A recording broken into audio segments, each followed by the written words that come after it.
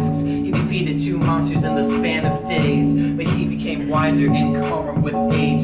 For 50 years he had ruled as king, and in his rule his people would sing. But the peace had brought too much wealth, which was not very good for his health, because in his last noble deed, Beowulf would die because of greed.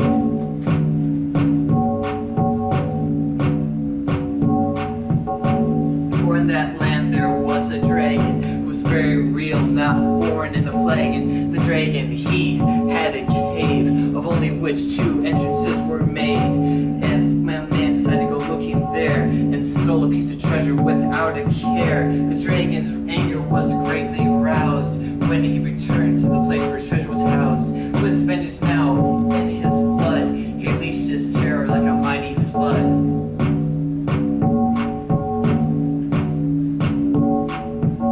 The dragon began to belch out flames, burning homes, children, and pretty dames. None were safe, no rank or station. A terrible menace was ravaging the nation. People cringed at the Skywinger, who'd be more rightly named the Deathbringer. The news began to spread across the land that the grievous foe was out of hand. When Beowulf heard this hard truth, he set his mind without further proof.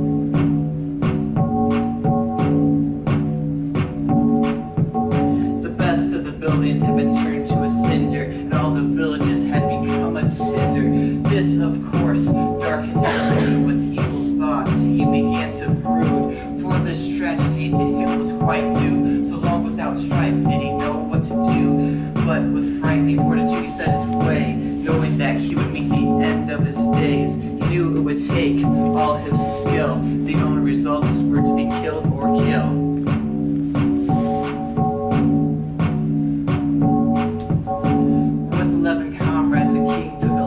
A slippery slope with a deadly slip.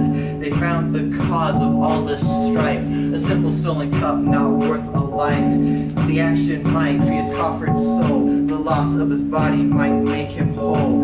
Against his will he took them down to the dragon's den, which was newfound by the sea billows and near the waves, much treasure was housed within the cave.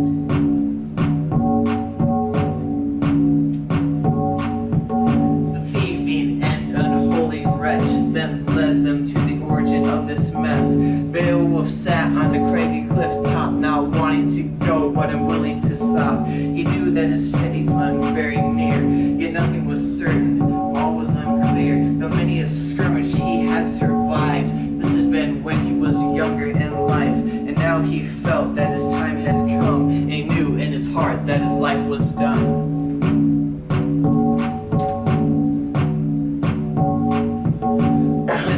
Thoughts upon his heart, he armed his friends and made ready to depart. He dressed up in his armor, ready to fight and talk no more. Beowulf thus chose the most direct path, not wanting to go but not risking dishonor's wrath. For the herd guard heard his doom approach, and waited prepared with fire and smoke.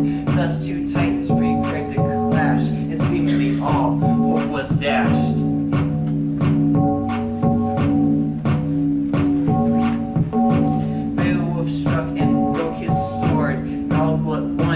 From their lord, and so the dragon attacked 3 times, but Beowulf stood among the flames. He stabbed the dragon with his knife, and in the process both lost their life. One faithful thane by Beowulf stood, and he knew that this man was good, and with his company Beowulf passed. Of the great heroes he was